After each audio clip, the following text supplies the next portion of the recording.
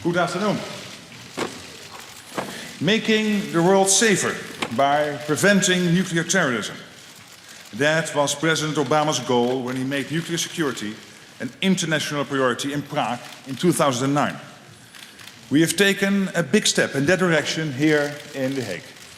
I'm proud to present our The Hague Nuclear Summit communiqué to you today. Building on the progress we made earlier in Washington and Seoul, this communiqué sets the bar even higher. We have taken major steps towards meeting all three main objectives of the NSS process. I'll say a few words about each of them. The first objective is to reduce the amount of dangerous nuclear material in the world. The less dangerous nuclear material there is, and the better the nuclear security, the smaller the chance that terrorists will be able to get hold of it. It's that simple. That's why I'm pleased that the 53 countries and 4 international organizations here have confirmed their commitment to continue reducing stocks of dangerous nuclear material, highly enriched uranium and plutonium. A number of countries have announced their intention to hand over their highly enriched uranium to the US, where it will be downgraded. As chair of this summit, I naturally welcome this announcement. We are also making progress on the second objective, improving the security of nuclear and other radioactive material. We have affirmed our ambition to improve the security of materials that can be used to make nuclear weapons, and the security of radiological sources that terrorists could use to make dirty bombs. The commitment of the NSS became more concrete in this matter. The scale of panic and fear a dirty bomb would cause doesn't bear thinking about, not to mention the possible disruption to society. So I'm especially pleased that we are widening the scope of the NSS process to include this area. Furthermore, the NSS countries have encouraged implementation of the IAEA nuclear security guidelines. A significant number of us have decided to take this commitment even further. As chair of this summit, I'm delighted to announce that 2/3 of the NSS countries, on the initiative of the United States, Korea and the Netherlands, have pledged to incorporate these important IAEA recommendations into their national legislation. This sends a valuable message and represents tangible progress. I can't stress enough how important this is. And fortunately, the group of countries supporting this initiative is growing. Our ultimate goal is, of course, for all NSS countries to follow this lead and set an example for other countries. I'm also pleased with the growing awareness among NSS countries of the importance of nuclear forensics. Because if nuclear material is misused or smuggled, it's important to be able to determine the origin of the material and trace the smugglers. The Netherlands Forensic Institute is playing a prominent role, and I expect it will produce a lot of good work in this field in the coming years. The third main objective of the summit is to enhance international cooperation. A substantial part of the communiqué addresses this, and we are making good progress. The closing statement lays the basis for an efficient and sustainable international security architecture. For the first time, there will be a complete and coherent overview of the international nuclear security architecture, with the IAEA taking the lead. There is still a lot of work to be done in this area too. I expect that we will be able to finish up the details at the summit in 2016 in the US. The final point I'd like to address is the importance of improving the working relationship between government and the nuclear industry. This is an issue that is very important to the Netherlands. We need industry with us if we are to develop effective security measures that don't cause needless harm to the economy. That's why I applaud the worldwide nuclear sector for meeting the last few days in Amsterdam to discuss this subject. Cooperation is now very much on track. I don't want to close this summit without expressing my admiration for the thousands of people who made it possible. The organizers, the security staff who made sure the summit proceeded safely and went off without a hitch. The people who managed the traffic. There are simply too many to mention. I know how hard everyone worked, and I want to thank them all for their dedication and effort. And I want to thank the people of the Netherlands for their patience and understanding. We have seen the Netherlands at its best. I am proud of that. I conclude. 2 days ago, I used a football metaphor when I said that the ball was on the penalty spot. As chair of this edition of the NSS, I'm delighted that the NSS countries and organizations have scored a goal, and that we have taken another step towards making the world safer. But we are not there yet. The NSS process will continue, And in 2 years, we'll meet again to raise the bar even higher in all our interests. The summit in 2016 will be chaired by the man who initiated the NSS process, President Obama. So now, Barack, I'm pleased to give the floor to you. Thank you so much. Prime Minister Rutte, we could not be more grateful for your leadership in this entire process, and so thank you so much.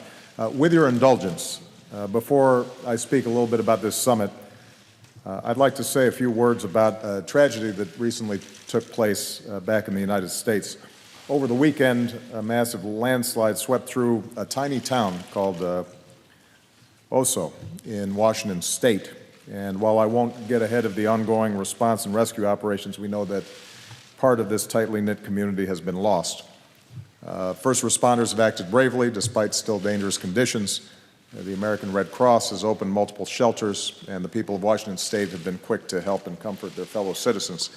I just spoke to Governor Inslee, who swiftly declared a state of the emergency. I signed that emergency declaration to make sure he's got all the resources that he needs.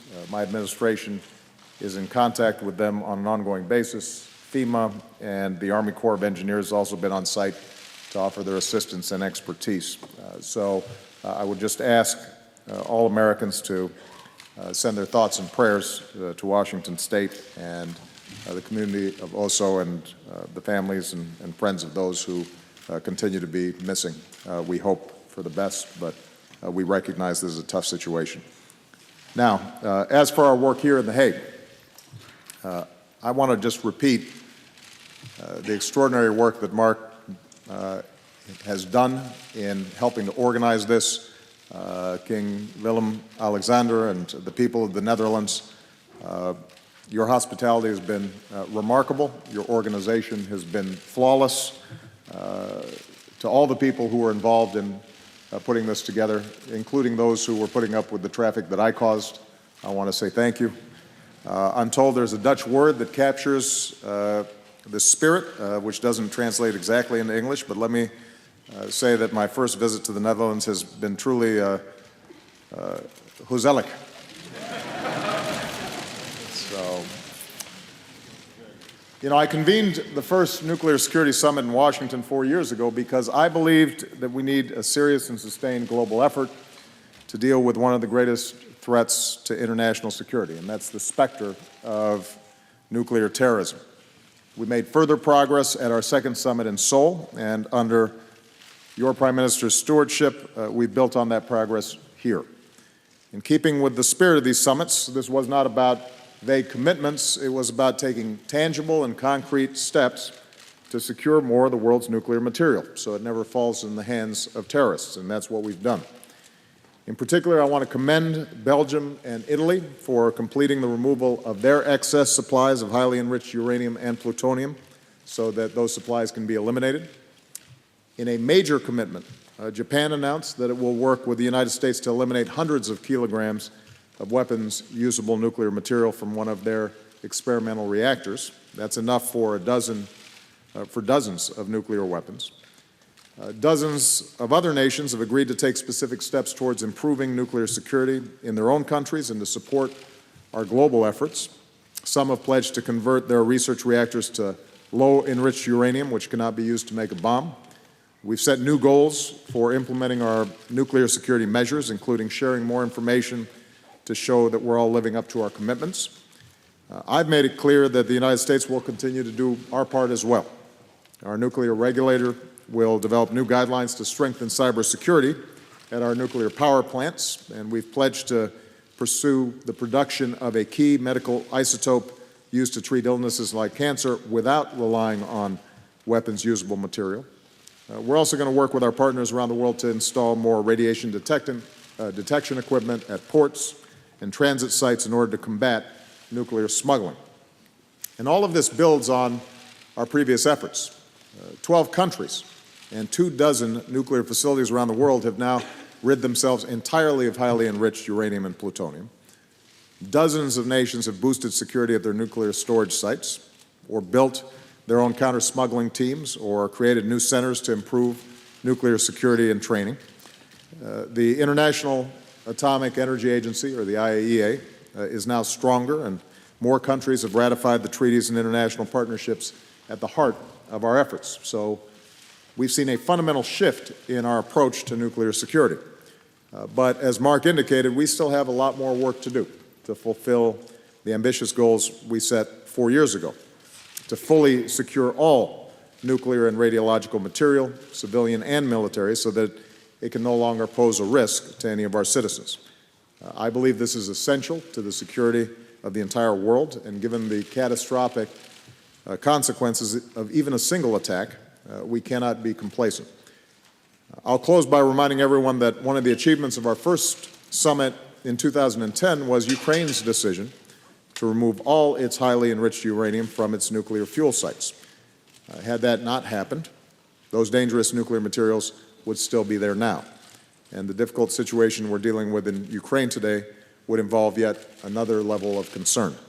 So it's a vivid reminder that the more of this material we can secure, the safer all of our countries will be. We've made progress. We've got more to do. We're going to continue our work, and I look forward to hosting the 4th Nuclear Security Summit in the United States in 2 years. So thank you again, Mark, and all your team, as well as the people of the Netherlands, for this outstanding summit. Thank you, Mr. President. We'll go straight to the questions now, and the first question will be Julie Peace, Associated Press. Thank you, Mr. President. You've been criticized during this dispute with Russia as not understanding President Putin's motivations. As recently as last month, you and others in your administration said you thought Putin was reflecting or pausing his incursion into Crimea. Did you misread Putin's intentions, and what do you think his motivations are now? And if I could just quickly ask on NSA, when you spoke about the NSA review in January, you said you weren't sold on the option of having phone companies hold metadata, and you thought it raised additional privacy concerns. What has changed for you on that matter since that time, and do you think Congress will pass the legislation you're seeking? And Mr. Prime Minister, there are leaders in Europe who have concerns about the sector sanctions the President has proposed on Russia's economy. Do you think any of those leaders have had their concerns alleviated during their talks with the President over the past few days? Thank you. All right, let me see if I can remember all these.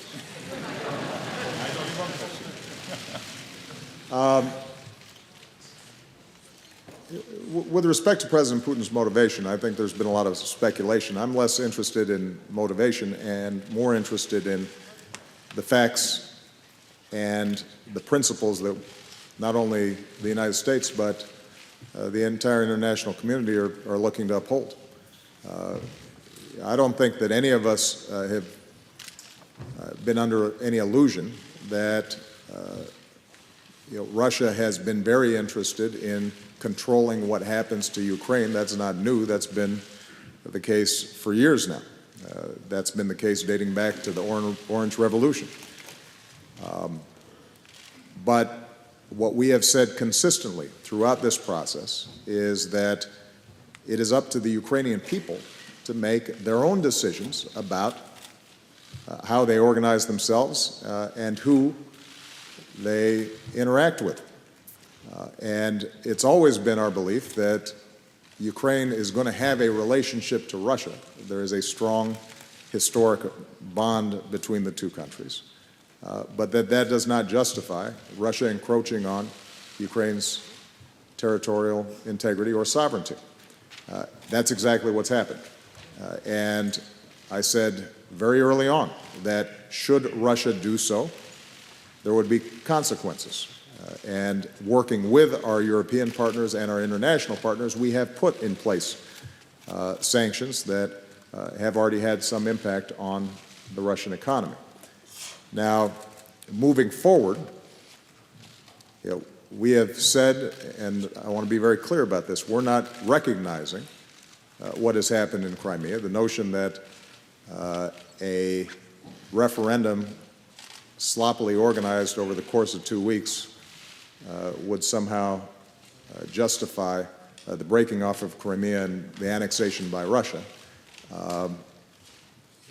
that somehow that would be a valid process, I think the overwhelming majority of the world rejects. But we are also concerned about further encroachment by Russia into Ukraine.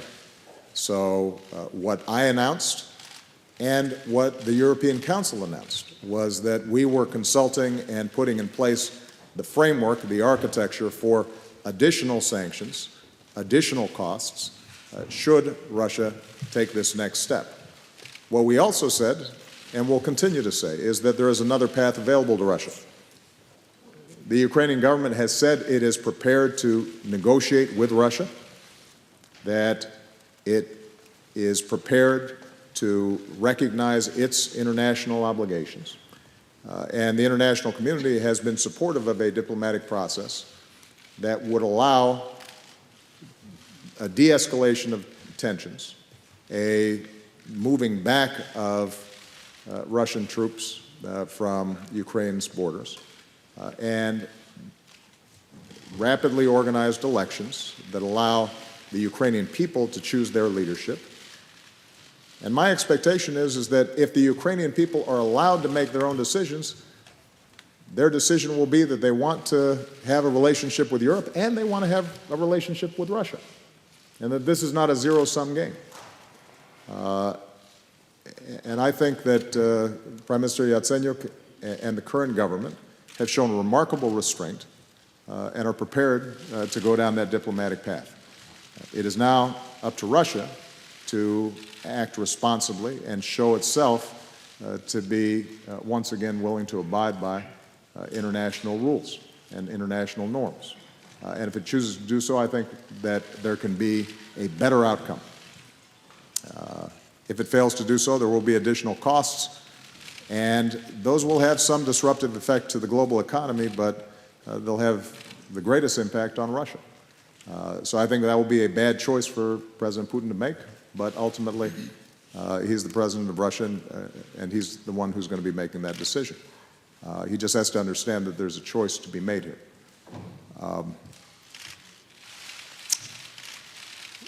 With respect, even though this was directed at Mark, I just want to address this issue of sectoral sanctions. So far, what we've done is we've put in place sanctions that impact individuals, restricts visas being issued to them, freezes their assets. We have identified one bank in particular in Russia that was well known to be the bank of choice for many of the persons who support and facilitate Russian officials from carrying out some of these activities. But what we've held off on are more broad-based sanctions that would impact entire sectors of the Russian economy. It has not just been my suggestion, but it has also been the European Council's suggestion that should Russia go further, such sectoral sanctions would be appropriate. And that would include areas potentially like energy or finance or arms sales or trade that exists between Europe and the United States and Russia. And what we're doing now is, at a very technical level, examining the impacts of each of these sanctions. Some particular sanctions would hurt some countries more than others.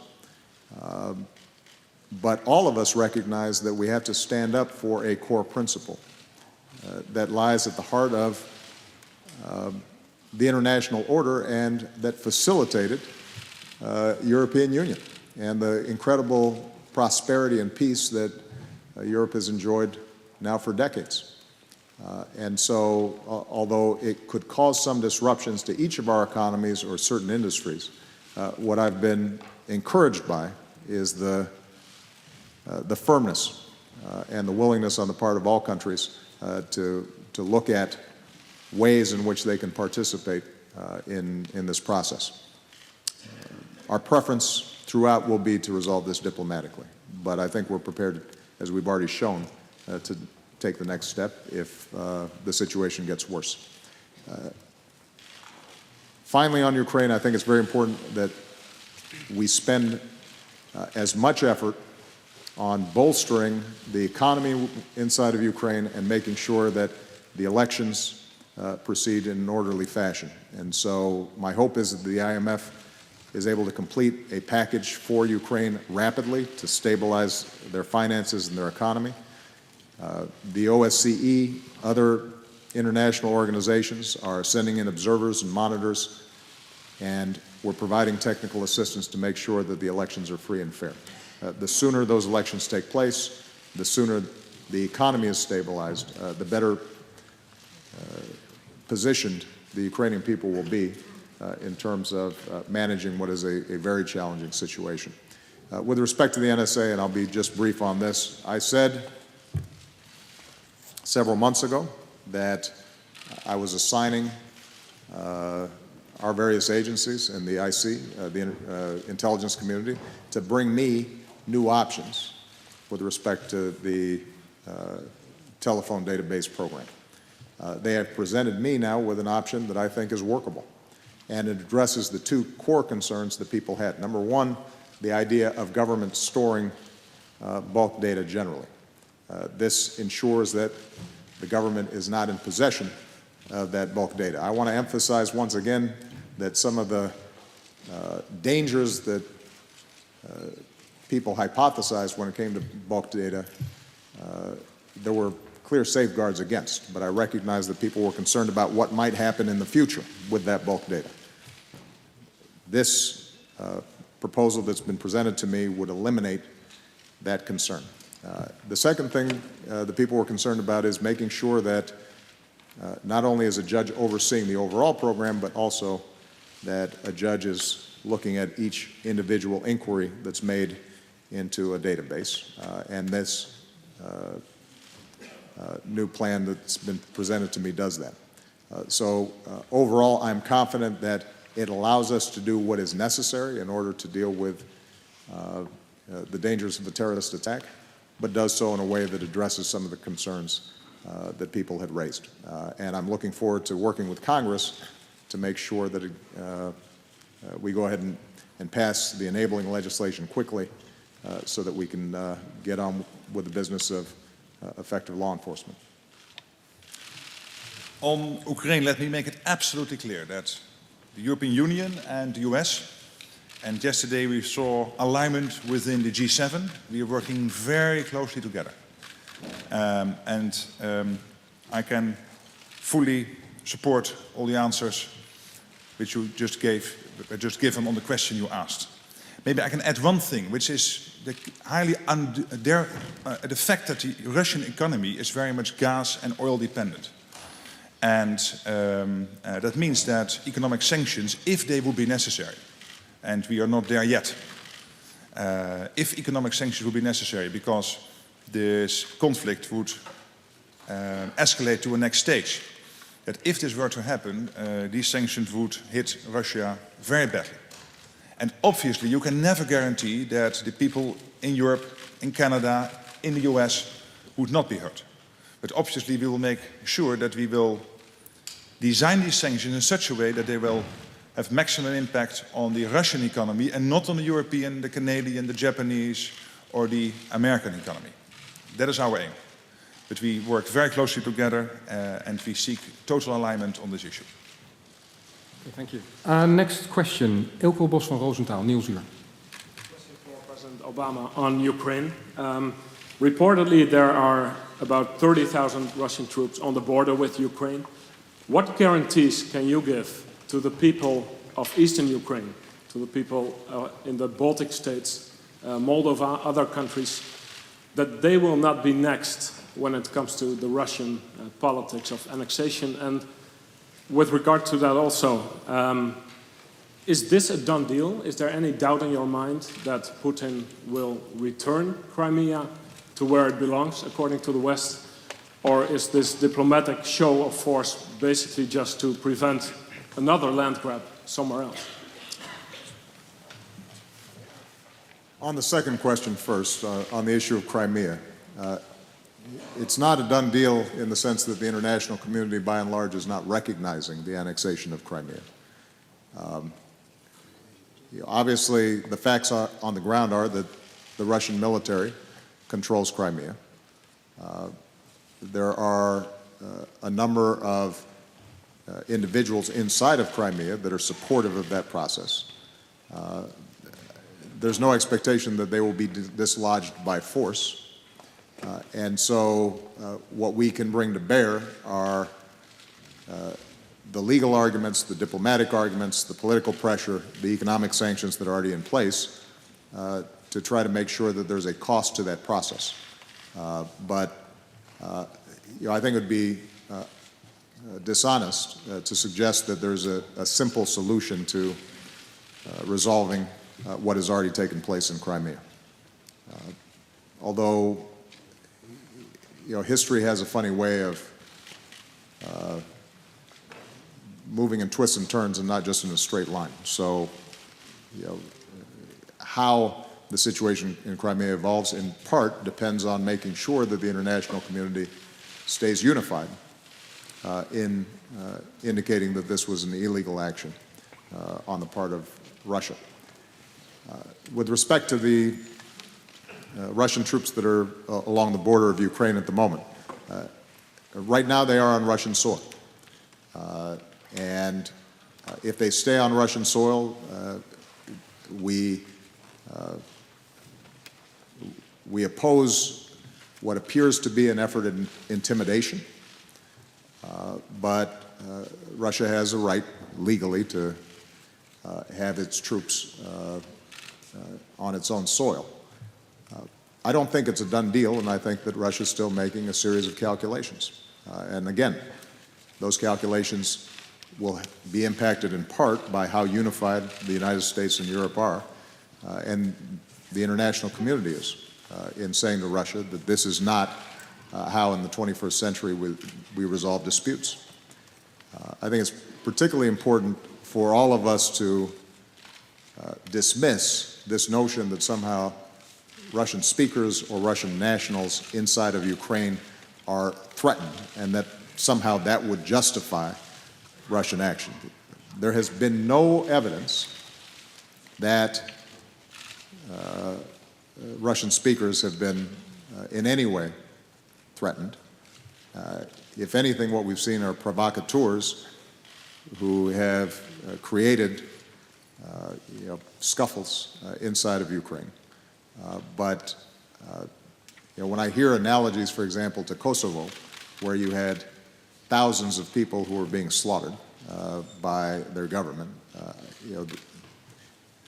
it's a comparison that makes absolutely no sense. And I think it's important for everybody to be clear that, and strip away some of the possible excuses for potential Russian action. With respect to the broader issue of states that are bordering Russia and what assurances do they have about future land grabs, as you put it, obviously, some of those countries are NATO countries, and as NATO allies, we believe that the cornerstone of our security is making sure that all of us, including the United States, are abiding by Article 5 and the notion of collective defense. And what we are now doing is organizing even more intensively to make sure that we have contingency plans and that every one of our NATO allies has assurances that we will act in their defense against any threats. That's what NATO is all about, and that's been the cornerstone of peace in the transatlantic region now for several generations. So we will uphold that, and there will be a series of NATO consultations. A NATO ministerial is going to be coming up in which we further develop and deepen those plans. But I have not seen any NATO members who have not expressed a firm determination with respect to NATO members. Now, those countries, border countries that are outside of NATO, what we can do is what we're doing with Ukraine, which is trying to make sure that there's sufficient international pressure and a spotlight shine on the situation in some of these countries, and that we're also doing everything we can to bolster their economies, make sure that through various diplomatic and economic initiatives that they feel supported and that they know that we stand by them. But when it comes to a potential military response, that is defined by NATO membership. That's what NATO's about. Jan Karl from ABC News. Mr. President, thank you.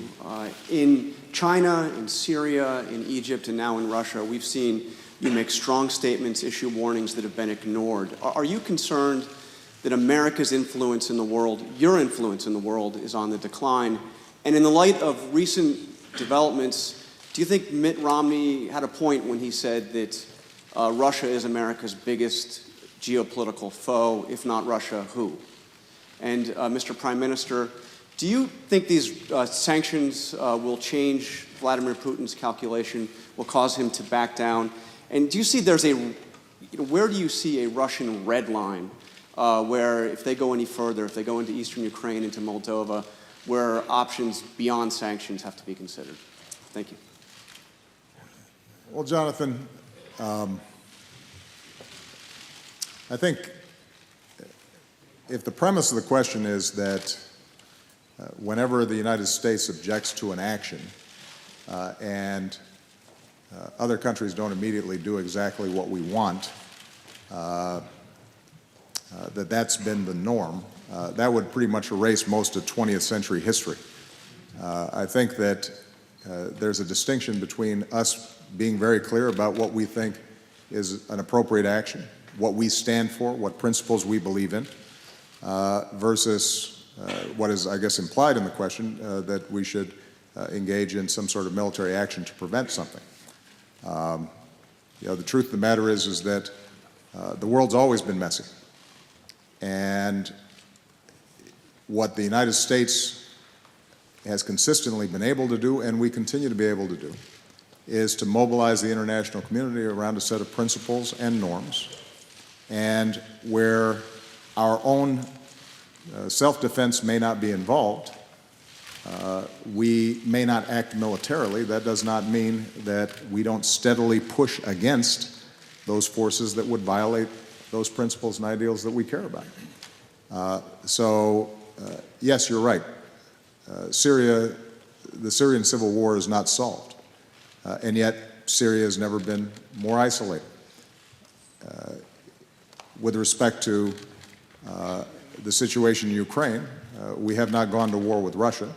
I think there's a significant precedent to that in the past. That does not mean that Russia's not isolated. In fact, Russia's far more isolated in this instance than it was 5 years ago with respect to Georgia, and more isolated than it was certainly during most of the 20th century when it was part of the Soviet Union. The point is that there are always going to be bad things that happen around the world.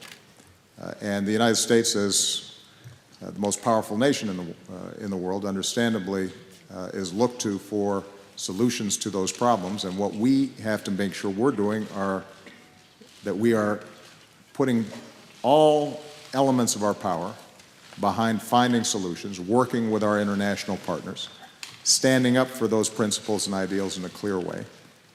There are going to be moments where military action is appropriate.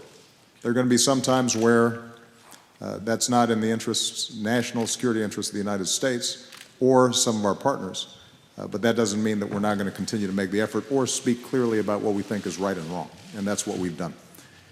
With respect to Mr. Romney's assertion that Russia is our number one geopolitical foe, the truth of the matter is that America's got a whole lot of challenges.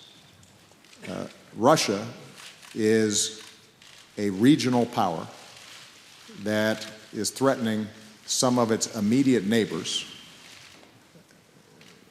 not out of strength, but out of weakness.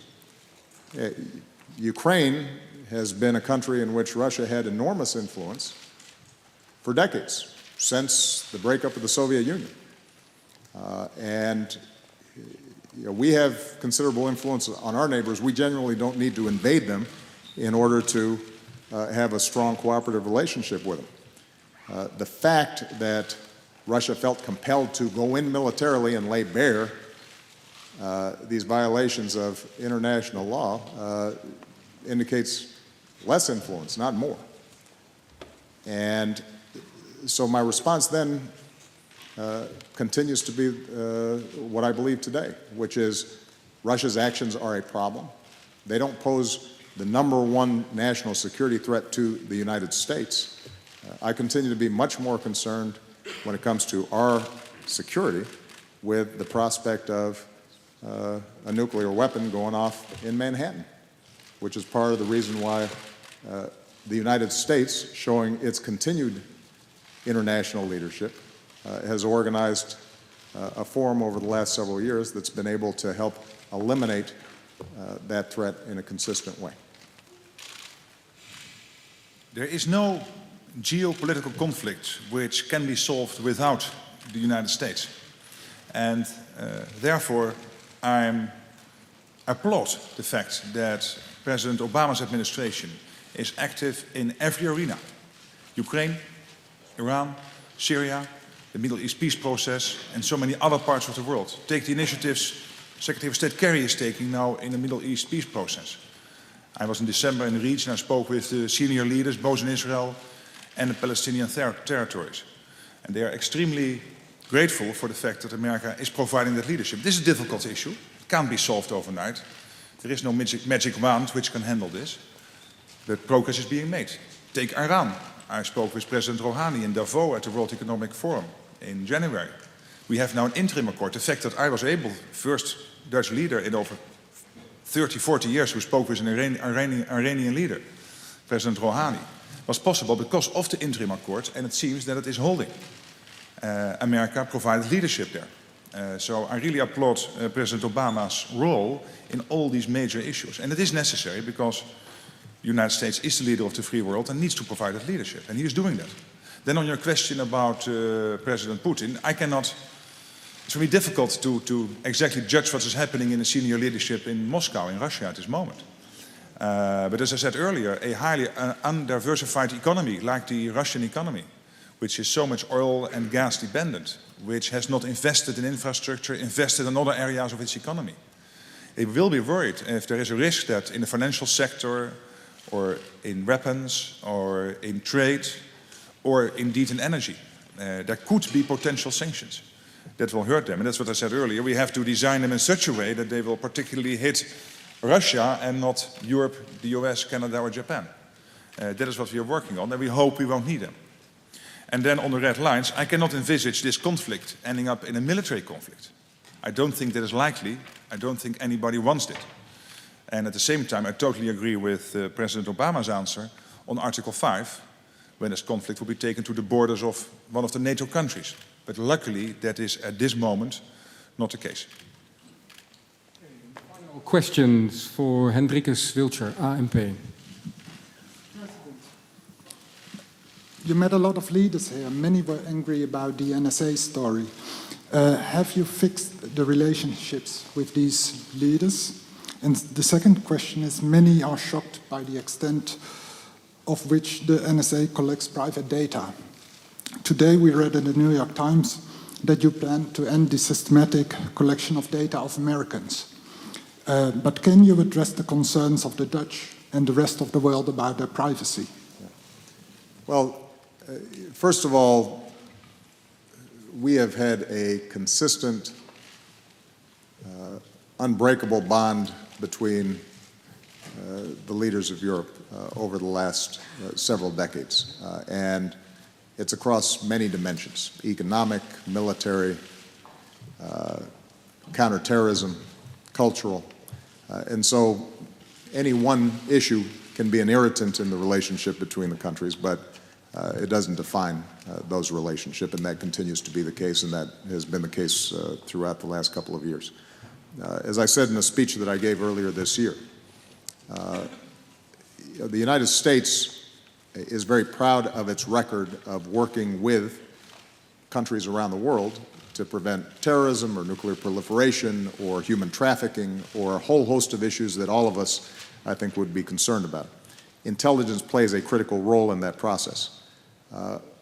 What we've seen is that as technology has evolved, the guidelines and structures that constrain how our intelligence agencies operated have not kept pace with these advances in technology. And although, having examined over the last year and a half, what's been done, I'm confident that everybody in our intelligence agencies operates in the best of intentions and is not snooping into the privacy of ordinary Dutch, German, French, or American citizens. What is true is that there is a danger because of these new technologies that at some point it could be abused. And that's why I initiated a broad-based review of what we could do. There are a couple of things that we did that are unprecedented. In my speech, I announced that for the first time under my direction, that we are going to treat the privacy concerns of non-U.S. persons as seriously as we are the constraints that already exist by law on U.S. persons. We're doing that not because we're bound by international law, but because ultimately it's the right thing to do. With respect to some of the aspects of data collection, what I've been very clear about is that there has to be a narrow purpose to it, not a broad-based purpose, but it's rather based on a specific concern around terrorism or counterproliferation or human trafficking or something that I think all of us would say has to be pursued. And so what I've tried to do then is to make sure that my intelligence teams are consulting very closely at each stage with their counterparts in other nations so that there's greater transparency in terms of what exactly we're doing, what we're not doing. Some of the reporting here in Europe as well as in the United States, frankly, has been pretty sensationalized. I think the fears about our privacy in this age of the internet and big data are justified. I think the actual facts, people would have an assurance that if you are just the ordinary citizen in any of these countries, that your privacy, in fact, is not being invaded on. But I recognize that because of these revelations, that there's a process that's taking place where we have to win back the trust, not just of governments, but more importantly of ordinary citizens. And that's not going to happen overnight, because I think that there's a tendency to be skeptical of government and to be skeptical in particular of U.S. intelligence services. And so it's going to be necessary for us, the step we took that was announced today, I think is an example of us slowly, systematically putting in more checks, balances, legal processes. The good news is that I'm very confident that it can be achieved. And I'm also confident that the core values that America has always believed in terms of privacy, rule of law, individual rights, that has guided the United States for many years and will continue to guide us into the future. Okay. Thank you very much, everybody. Okay. Thank you again.